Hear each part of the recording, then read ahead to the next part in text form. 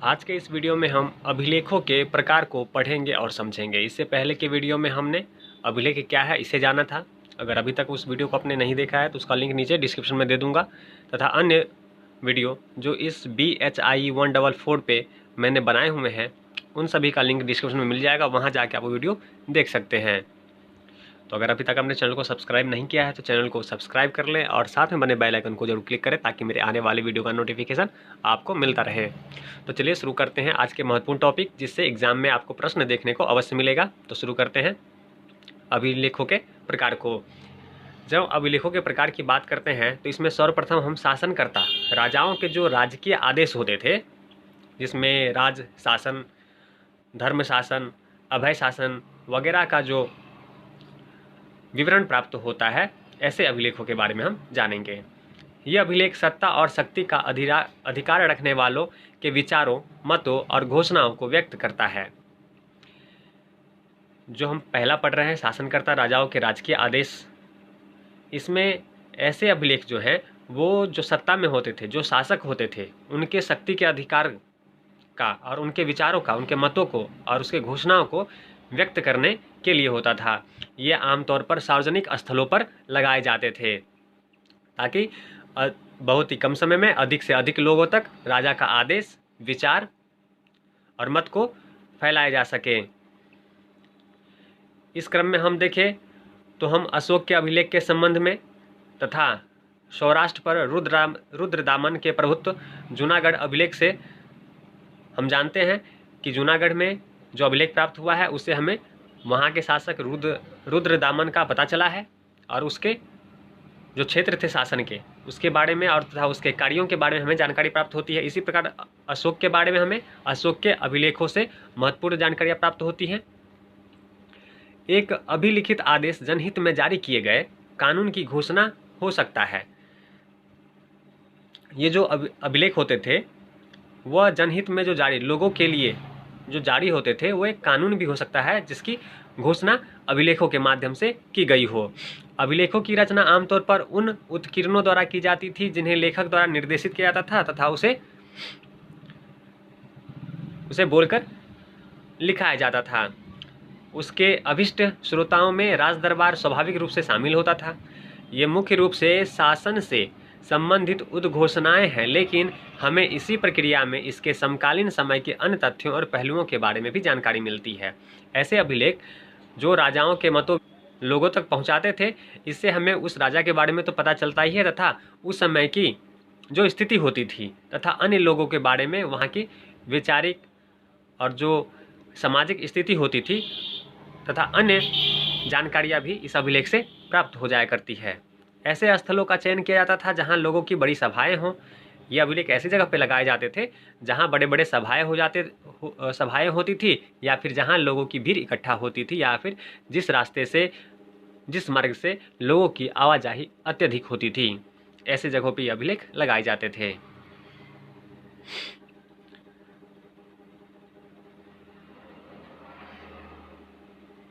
दूसरी बात करें तो प्रशस्तियाँ, विजय शासन, प्रतिष्ठा शासन कभी कभी पूर्व के नामों से संबोधित होती अभिलेखों के बारे में समझते हैं। तो जो दूसरे प्रकार की जो अभिलेख की हम बात करेंगे तो ये प्रशस्तियाँ परक अभिलेख होती थी। इस प्रकार के अभिलेख राजाओं के विवरण और स्तुति या महिमा मंडन से संबंधित होती थी। जैसा कि प्रशस्तियाँ नाम से ही स्पष्ट होता है कि इसमें राजाओं की प्रशंसा की जाती थी, उनके विजय, युद्ध कौशल के बारे में बखान होता था। अधिकांश गुप्त अभिलेख में कालक्रम का वर्णन मिलता है।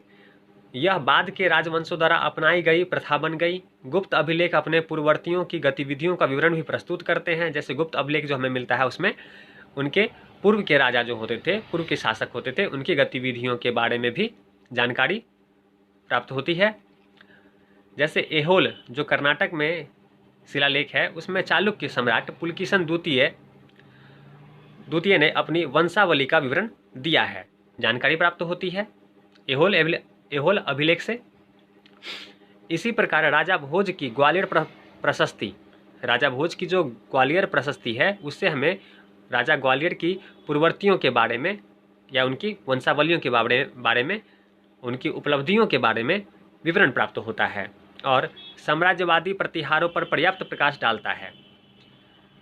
वहीं देवपारा, जो कि ढाका डिवीज़न दक्षिण मध्य बांग्लादेश में आज के समय में है, से हमें वहाँ जो अभिलेख मिला है वहाँ से हमें सेन वंश के शासक किया विजय सेन की प्रशस्ति एक चट्टान पर उत्कीर्ण प्राप्त होती है, जिससे हमें सेन वंश के शासकों के बारे में जानकारी प्राप्त होती है।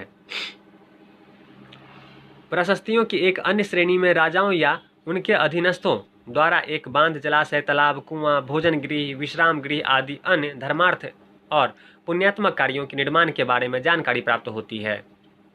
ये जो प्रशस्तियां पड़क अभिलेख होते हैं, इसमें शासकों द्वारा किए गए कार्यों के बारे में भी हमें जानकारी प्राप्त कराई जाती है, जानकारी प्राप्त होती है।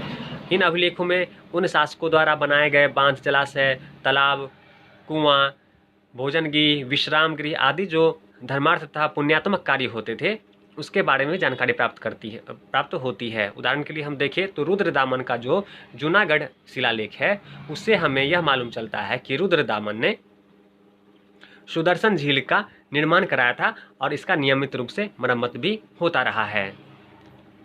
इसके अलावा हम अन्य अभिलेखों के बारे में जानकारी प्राप्त करते हैं। तो अभी तक हमने 2 प्रकार के अभिलेखों को पढ़ा है। आइए हम तीसरे अभिलेख के बारे में जानते हैं। तीसरा अभिलेख में आम जनों की आवाज़ हो सकती है। इस प्रकार के अभिलेखों की सूची निम्नलिखित है। आइए इसे क्रमबद्ध तरीके से पढ़ते हैं।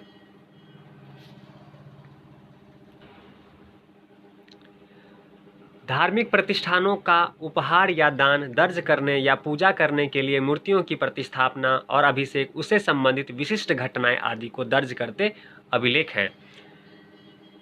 इस क्रम में हम देखें तो धार्मिक प्रतिष्ठानों का उपहार, जो धार्मिक कार्यों के लिए, चाहे मंदिर स्थापना के लिए हो, मूर्ति प्रतिस्थापना के लिए हो, या उनके अभिषेक के लिए हो, या किसी अन्य महत्वपूर्ण कार्यों के लिए दिए जाने वाले धार्मिक दान पुण्य के विवरण इसमें शामिल होते हैं।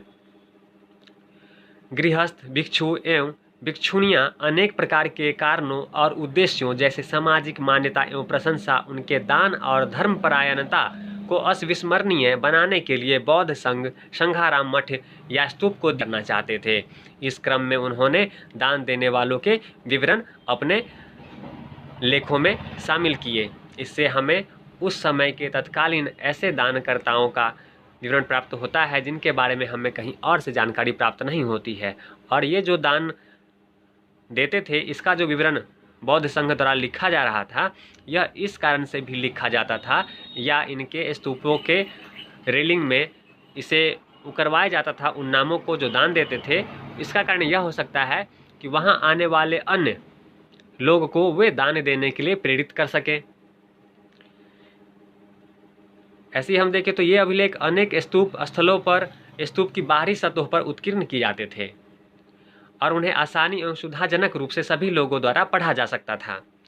कभी कभी ये वेदिका जो रेलिंग होती है उस पर उत्कीर्ण कराए जाते थे। अधिकतर उदाहरणों में अभिलेख स्तूप के किसी अंश के निर्माण में योगदान को दर्ज करता है या फिर वह विशिष्ट भाग जहाँ पर अभिलेख उत्कीर्ण है। ये अभिलेख साथ साथ तत्कालीन शासक और उसके शासन प्रशासन, नीतियों, उपलब्धियों आदि को भी संदर्भित करते हैं। इसके साथ साथ ही ये जो अभिलेख है, जो स्तूपों के रेलिंग या स्तूपों के आसपास जो करवाए जाते थे, उसमें तत्कालीन शासकों के द्वारा, उसके शासन प्रशासन, उसके द्वारा जो अपनाई गई नीति थी, उसके जो उन्होंने उपलब्धि प्राप्त की थी, इसको भी वे इन अभिलेखों में उत्कीर्ण करते हैं। फिर भी तर्क दिया जाता है कि यह अभिलेख आधिकारिक आदेशों की तरह बहुत सावधानी से नहीं लिखे जाते थे, इसलिए हमेशा ऐतिहासिक रूप से सटीक एवं अचूक नहीं हो सकते थे। इसी प्रकार हम बात करें तो ताम्रपत्र अभिलेख। जब हम अभिलेखों की बात करते हैं तो एक प्रकार का अभिलेख है, वो है ताम्रपत्र अभिलेख। पहली सहस्त्राब्दी सी की आखिरी शताब्दियों में राजकीय भूमि अनुदानों के रूप में कई हजार ताम्रपत्र अभिलेख प्राप्त हुए हैं। अभी तक हमें जो है कई हजार ताम्रपत्र अभिलेख प्राप्त हो चुके हैं, जो पहली सहस्त्राब्दी सी की आखिरी शताब्दियों में भूमि अनुदानों के बारे में हमें जानकारी प्राप्त कराते हैं। ये दान अभिलेख हैं जो मंदिरों, ब्राह्मणों, योग्य व्यक्तियों और अन्य लाभार्थियों को भूमि एवं अन्य वस्तुओं के दान को दर्ज करते हैं। ये जो दान अभिलेख हैं, ये हमें ऐसी जानकारियाँ प्राप्त करते हैं जिसमें लोगों द्वारा मंदिरों को, चाहे ब्राह्मणों को, चाहे योग्य व्यक्तियों को जो भूमि या अनुदान दान में दिया जाता था, इस प्रकार के विवरण इसमें दर्ज हैं। पूर्व मध्यकाल में दक्कन और दक्षिण भारत में सैकड़ों की संख्या में मंदिर, ध्वज, स्तंभ आदि के निर्माण का वर्णन करने वाले दान शिलालेख पाए गए हैं। दक्षिण भारत में हम देखते हैं कि बहुत अधिक सैकड़ों की संख्या, हजारों की संख्या में मंदिरें बनी हुई हैं। इन सभी के विवरण के हमें कई प्रकार के शिलालेख भी प्राप्त हुए हैं। ये अधिकतर तांबे के होते थे, जो हाथ के बराबर आकार वाले 2 या 2 से अधिक पट्टों यानी कि पतले पट्टे के रूप में होते थे, जिस पर अनुदान का विवरण अंकित होता है। इन पत्रों को कागजों की ढेर की तरह ही एक साथ जोड़ने के लिए इसे छेद करके छल्ले से आपस में बांधा जाता था। यह विचार शनोबोर के पेड़ की छाल और ताड़पत्र की पांडुलिपियों का अनुकरण करता प्रतीत होता है। पहले क्या होता था, ताड़पत्र या फिर पेड़ों के छाल पे लिखा जाता था, जो समय के साथ खराब हो जाती थी, पुनः उसको लिखने की आवश्यकता पड़ती थी। चूँकि तामपत्र खराब नहीं होते थे, जो इस पे उत्कीर्ण करने का प्रारंभ प्रथम शताब्दी के आखिरी, इसमें हम ज़्यादा प्रचलन देखते हैं, आखिरी शताब्दी में ज़्यादा प्रचलन देखते हैं, तथा इसे छल्ला बनाकर इसमें छेद करके छल्ले से इसे बांधा जाता था ताकि यह सुरक्षित रहे और एक साथ मिले, ताकि विवरण पूर्ण रूप से बताया जा सके। इसी प्रकार हम देखें तो ये भूमि के उपहार दान पर प्रकाश डालते हैं। ये दानदाताओं और प्राप्तकर्ताओं की वंशावलियों के साथ साथ अन्य महत्वपूर्ण ऐतिहासिक जानकारी के उपयोगी विवरण भी प्राप्त करते हैं। इस प्रकार के जो हमें ताम्रपत्र प्राप्त हुए हैं, इससे हमें जो दान देने वाले हैं और जो दान लेने वाले हैं उनकी वंशावलियों के बारे में तथा अन्य महत्वपूर्ण वहाँ की सामाजिक आर्थिक जो स्थिति थी, इसके बारे में महत्वपूर्ण ऐतिहासिक जानकारी प्राप्त होती है। इसके अतिरिक्त ये राजनीतिक, सामाजिक और आर्थिक इतिहास के अच्छे स्रोत बन जाते हैं। जैसा कि हमने अभी आपको बताया कि इस प्रकार के जो ताम्रपत्र अभिलेख होते हैं, ये राजनीतिक, सामाजिक और आर्थिक इतिहास के अच्छे स्रोत हैं। इससे हमें उच्च ख्याति एवं स्थिति के विद्वान ब्राह्मणों को अग्रहार नामक भूमि अनुदानों के बारे में जानकारी मिलती है, जिन्हें सभी करों से मुक्त माना जाता था। ये ताम्रपत्र अभिलेख एक इतिहासकार के लिए मूल्यवान औजार है, क्योंकि ये हमें सटीक घटनाओं और आम लोगों के बारे में जानकारी देते हैं। इस प्रकार के जो ताम्रपत्र हैं, वे अन्य आम लोगों के, विशिष्ट आम लोगों के बारे में भी हमें जानकारी प्राप्त करते हैं, इसलिए यह काफ़ी महत्वपूर्ण है। अनेक अभिलेखों में वंशावली, वंश से संबंधित जानकारियाँ और कभी कभी उन राजाओं के नाम भी हैं जो साहित्यिक ग्रंथों में सूचीबद्ध वंशावलियों में छूट गए हैं। इस प्रकार के जो ताम्रपत्र होते हैं, उनका फ़ायदा यह भी है कि इसमें हमें ऐसे वंशावलियों के बारे में या ऐसे राजाओं, शासकों के बारे में भी जानकारी मिलती है जिनका जो लिखित साहित्यिक ग्रंथ हैं, उनमें उनका विवरण प्राप्त नहीं हो पाता। यहाँ से हमें उनके बारे में जानकारी प्राप्त होती है। पल्लव, चालुक्य और चोल काल के भूमि अनुदान अभिलेख हमें समकालीन राजनीतिक संरचनाओं, कृषि विवरणों और राजस्व प्रणालियों के बारे में सूचित करते हैं। इसके साथ ही ये हमें नायक, शहीद, सती आदि की स्मृति को बनाए रखने के लिए जो एक प्रकार की और हम अभिलेख की बात करेंगे, जिसमें है नायक, शहीद, सती आदि की स्मृति को बनाए रखने के लिए स्मारक शिलाओं, नायक पत्थरों पर उत्कीर्ण अभिलेख के बारे में हम अब पढ़ेंगे और समझेंगे।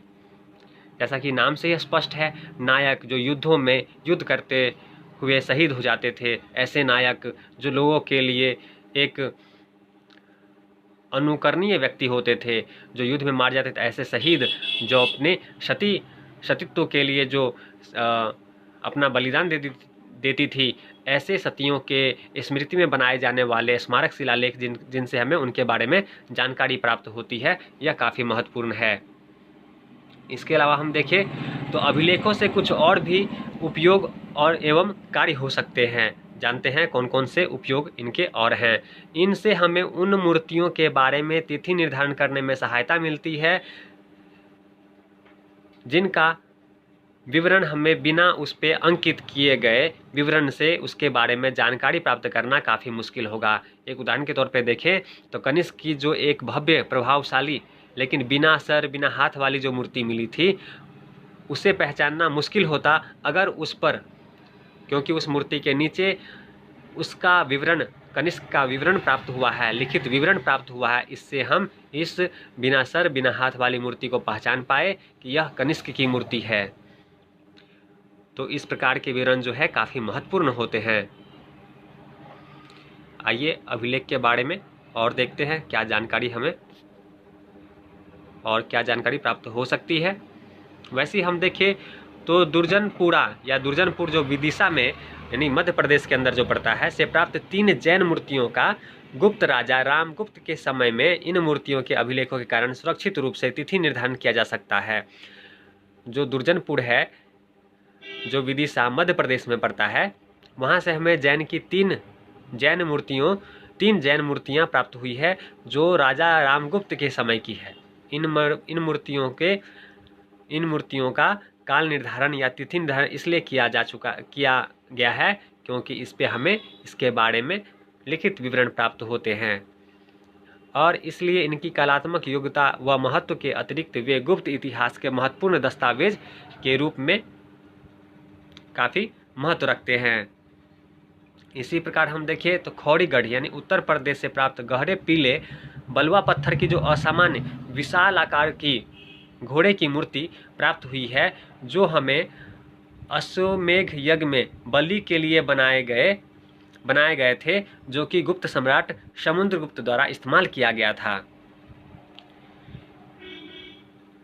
इसके बारे में हम कैसे जानकारी प्राप्त कर पाते हैं, क्योंकि इसके बारे में हमें उस पर अंकित क्षतिग्रस्त धूमिल अभिलेख से जानकारी मिलती है। इस प्रकार हम देखें तो इस प्रकार के अभिलेख काफ़ी महत्वपूर्ण है ऐतिहासिक दृष्टि से। इसके अलावा हम देखें तो अभिलेखों को वर्गीकृत करने का एक और तरीका है, उन्हें 2 श्रेणियों में विभाजित कर सकते हैं। आइए देखते हैं कौन कौन से 2 श्रेणी हैं। पहला, आधिकारिक और शासकीय अभिलेख। जैसा कि नाम से स्पष्ट है, इसमें प्रशस्तियाँ एवं राज्य के द्वारा पंजीकृत तामपत्र अभिलेख शामिल होते हैं। इसमें प्रशस्तियाँ परक अभिलेख या फिर राजाओं द्वारा आदेशित तथा पंजीकृत तामपत्र अभिलेख शामिल हैं। व्यक्तिगत अभिलेख, दूसरा व्यक्तिगत अभिलेख, इसमें किसी व्यक्ति, परिवार या संप्रदाय या मान लीजिए समूह द्वारा अनुदान से संबंधित दस्तावेज शामिल होते हैं।